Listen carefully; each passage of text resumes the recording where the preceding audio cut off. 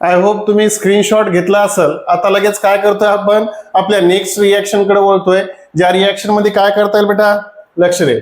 आता ही जी रिएक्शन आहे आपल्याकडं सेम आहे, तो हॅलो अल्किनच घ्यायचा आहे। त्याच्यासोबत रिएक्शन कुणाची करायची आहे बेटा, कुणासोबत रिएक्शन करायची, KCN सोबत। KCN म्हणजे काय, पोटॅशियम सायनाइड आहे किंवा पोटॅशियम नायट्राइल म्हणायला काही हरकत नाही, आणि तो कसा आहे बेटा, अल्कोहोलिकच आहे। आता या ठिकाणची जी कंडिशन आहे ती आपण थोडीशी लक्षात घेतली पाहिजे। हा के आहे आणि या ठिकाणी CN आहे। कोण आहे बेटा, CN आहे।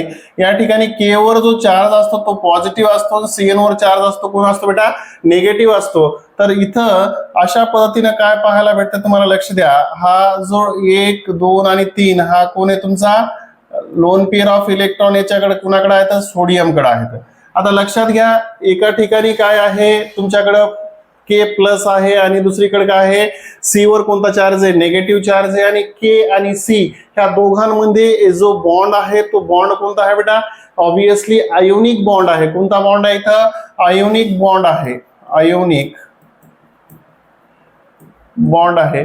त्यामुळं या रिएक्शन मध्ये सर्वात महत्वाची कॉन्सेप्ट अशी असणार आहे बेटा, जो तुमचा कार्बन आणि नायट्रोजनचा जर विचार केला, कुणाचा, कार्बन आणि नायट्रोजनचा विचार केला, तर या दोघांमध्ये याच्याकडे बी लोन पेअर ऑफ इलेक्ट्रॉन आहेत आणि याच्याकडे पण काय आहेत बेटा, जनरली जर याला तोडलं तर याच्याकडे पण काय आहेत, असे 2 लोन पेअर ऑफ इलेक्ट्रॉन आहेत। आणि लक्षात घ्या, तर या दोघांमध्ये जर विचार केला त्याच्यावर कोणता चार्ज आहे, निगेटिव्ह चार्ज आहे। आणि निगेटिव्ह चार्ज असल्या कारणामुळे या ठिकाणी जो कार्बन आहे तो ऍक्टिव्ह स्टेट मध्ये आहे, हा ॲबिडंट न्यूक्लिओफाइल आहे। आणि या दोघांचा जर विचार केला तर दोघांकडे बी निगेटिव्ह चार्ज असल्यासारखाच आहे।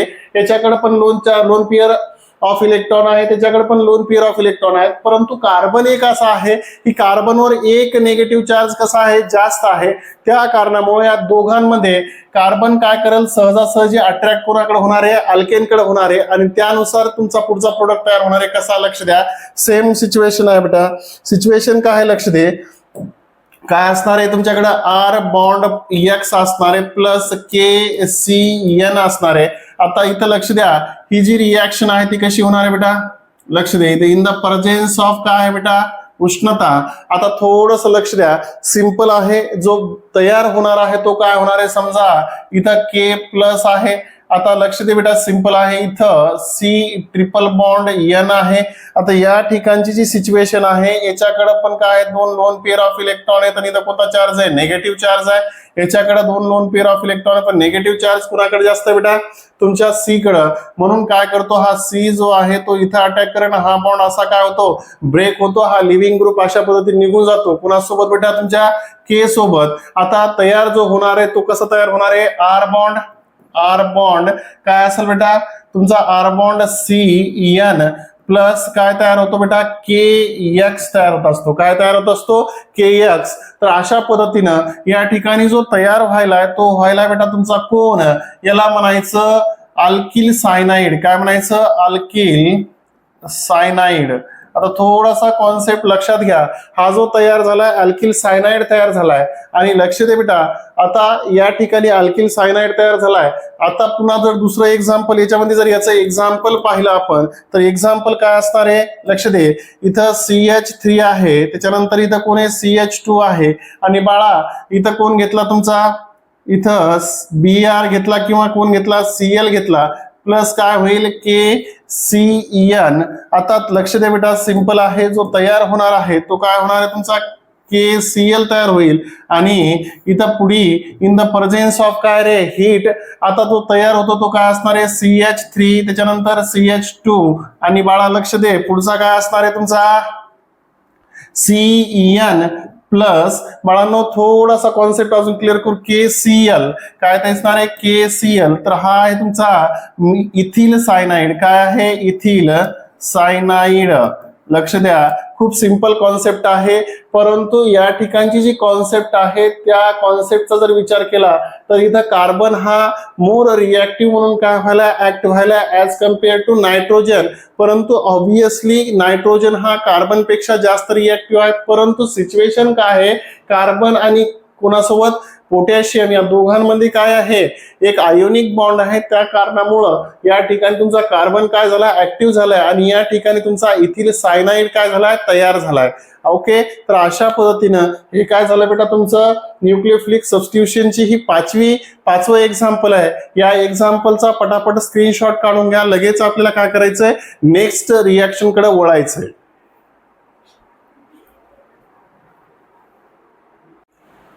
तुम्ही घेतला स्क्रीनशॉट. आता काय करतो आपण, नेक्स्ट रिॲक्शन कडे वळतोय. ज्या रिॲक्शन मध्ये पहिले बघा, तुमच्या कंपॅरिझन मध्ये जर पाहिलं तर पहिले आपण KCN घेतला होता, आठवत आहे. आता दोघांमध्ये हा डिफरन्स काय असणार आहे, इथं AgCN आहे. मग काय रिॲक्शन तुम्हाला तर वाटणार की बाळांनो ही रिॲक्शन काय होणार आहे, सेम होणार आहे. नाही, ही रिॲक्शन पुन्हा वेगळं रूप घेते. ती कशी, लक्ष दे बेटा, सिंपल आहे. आता तुमच्याकडे जो AgCN आहे, कोण आहे, AgCN आहे, यांच्यामध्ये जो बॉन्ड आहे तो कोव्हॅलेंट बॉन्ड आहे बेटा. कोणता बॉन्ड आहे, कोव्हॅलेंट बॉन्ड आहे. आणि कोव्हॅलेंट बॉन्ड असल्या कारणामुळं जे तुम्हाला स्ट्रक्चर पाहायला भेटतंय ते स्ट्रक्चर असं Ag bond C triple bond N, फक्त आणि फक्त या ठिकाणी नायट्रोजन कडे काय आहे तर लोन पेअर ऑफ इलेक्ट्रॉन आहेत. परंतु पोटॅशियम सायनाइड मध्ये तसं नव्हतं. पोटॅशियम सायनाइड मध्ये K वर प्लस चार्ज होता, Cl वर मायनस C वर मायनस चार्ज होता.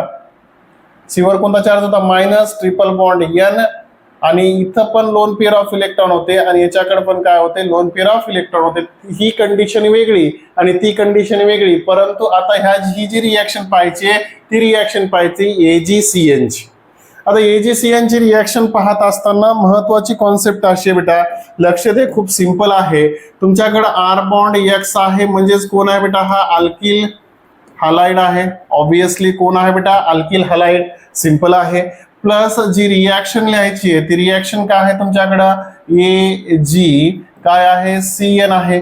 आता इथं लक्ष द्या बेटा, हा C ट्रिपल बॉन्ड N आहे आणि या ठिकाणची महत्वाची कॉन्सेप्ट अशी आहे की हा जो N आहे त्या N कडे लोन पेअर ऑफ इलेक्ट्रॉन आहेत आणि Ag आणि CN मध्ये, Ag आणि C मध्ये जो बॉन्ड आहे तो कोणता बॉन्ड आहे, कोव्हॅलेंट बॉन्ड आहे.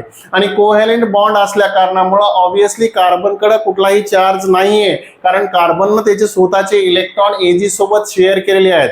तर या ठिकाणी जो अटॅक होणार आहे तो अटॅक असा होणार आहे बेटा, हा न्यूक्लिओफाइल काय करल, न्यूक्लिओफाइल म्हणजे कोण, N, हा अटॅक करेल कोणावर, कार्बनवर. आणि याच्यापासून जो तयार होईल म्हणजे ऍक्टिव्ह स्टेट मध्ये कोण आहे बेटा, तुमचा नायट्रोजन आहे. कोण आहे, नायट्रोजन. आता इथं जो बॉन्ड होणार आहे बेटा, हा बॉन्ड ब्रेक होणार आहे, परंतु बॉन्ड कोणाकडून होणार आहे बेटा, नायट्रोजन कडून. आणि लक्षात घ्या रिॲक्शन कशी होणार आहे, in the presence of heat. तर रिॲक्शन अशी, हा तुमचा कोण आहे बेटा, लक्ष दे, हा सिंपल आहे. याच्यापासून हा तयार होणार कोण, AgX, परंतु NC तयार होईल बेटा. काय होईल, NC. म्हणजेच R इथं असणार आहे बेटा NC प्लस काय असणार आहे, Ag बॉन्ड X, याला अल्किल काय म्हणायचं बेटा, अल्किल आयसो सायनाइड म्हणायला हरकत नाही. काय म्हणायचं, अल्किल आयसो सायनाइड. मग याचं जर एक्झाम्पल पाहिलं आपण, काय पाहिलं बेटा, एक्झाम्पल काय असणार इथं, CH3 बॉन्ड CH2 बॉन्ड काय असणार आहे, Br घेतलं, प्लस कोण घेतला बेटा, AgCN घेतला.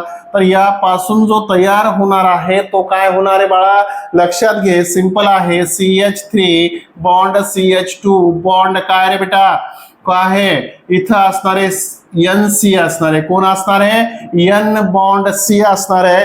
कारण या ठिकाणचा जो कोणता AgCN मध्ये बॉन्ड आहे तो कोणता बॉन्ड आहे बेटा, कोव्हॅलेंट बॉन्ड आहे. म्हणून या ठिकाणी नायट्रोजनची इलेक्ट्रोनेगेटिव्हिटी जास्त असल्या कारणामुळे तो कार्बनवर काय करेल, अटॅक करेल आणि लगेच त्या ठिकाणी असा तयार होईल. तो असेल बेटा तुमचा कोण, इथं Ag काय, Br असणार आहे बेटा. काय असणार आहे, Ag-Br.